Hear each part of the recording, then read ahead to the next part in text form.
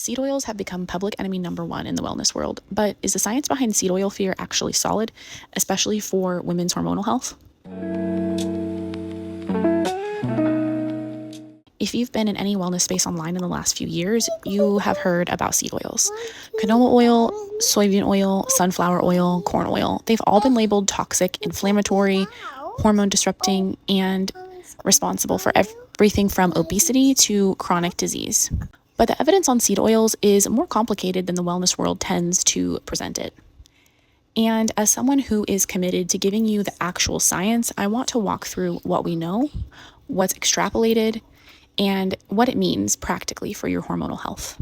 So what are seed oils and why are people concerned? Seed oils, also called industrial vegetable oils, are extracted from seeds using high heat, chemical solvents, usually hexane, and refining processes. The result is an oil high in polyunsaturated acids, specifically omega-6 fatty acids, particularly linolenic acid. The core concern is this: omega-6 and omega-3 fatty acids compete for the same metabolic pathways. Our ancestral diet likely had an omega-6 to omega-3 ratio of around 4 to 1. Today, estimates suggest most Americans have a ratio closer to 20 to 1, driven largely by the dramatic increase in consumption of industrial seed oils since the mid-20th century. Research published in the American Journal of Clinical Nutrition confirmed that linolenic acid intake in the U.S. increased dramatically in the 20th century, largely from vegetable oil consumption. This is a real and documented shift. When my husband and I first started our health journey more than 10 years ago, oils was one of the things that we evaluated. And because the evidence is always been kind of mixed on this subject, we've just chosen to take the safe route and switch to coconut oil and avocado oil in our household. So let's talk about the inflammation. Is that a valid concern? Linolenic acid is a precursor to arachidonic acid, which is a precursor to pro-inflammatory eicosanoids, signaling molecules that promote inflammation. The theoretical pathway from high seed oil consumption to systemic inflammation is biologically plausible. Research by Dr. James DiNicolantonio and Dr. James O'Keefe in BMJ Open Heart argue that the shift from saturated fat to omega-6 rich vegetable oils may have increased cardiovascular and inflammatory disease, challenging decades of dietary guidance. This is not the fringe science. This is published in peer-reviewed journals and represents a genuinely contested area of nutrition science. For women specifically, chronic low-grade inflammation is implicated in PCOS, endometriosis, thyroid disorders, and menstrual dysfunction.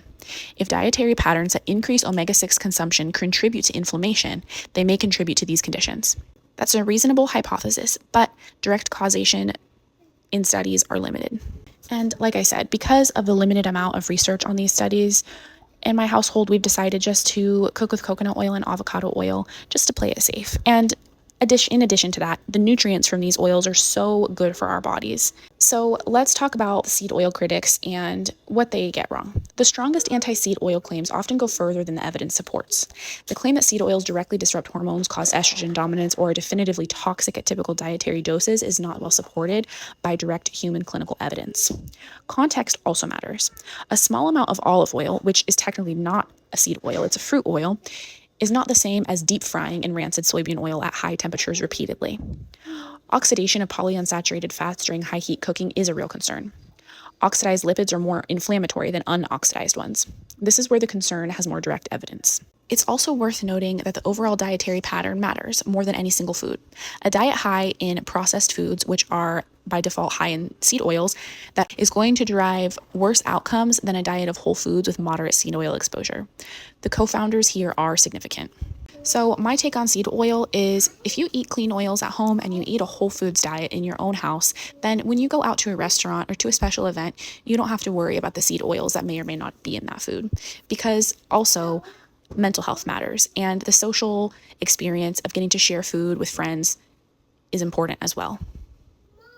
So some practical recommendations. You don't need to be afraid of seed oils in whole foods.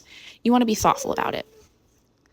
One thing to consider is reducing processed food consumption broadly, which reduces seed oil exposure as a natural consequence. Number 2 is cooking with more stable fats at home. Extra virgin olive oil, avocado oil, butter, ghee, or coconut oil. These have a better oxidative stability. I'll link some good quality oils in the description box below. Number 3, take an active approach to increasing omega-3s to rebalance that ratio. Fatty fish 2 to 3 times per week, or a quality supplement.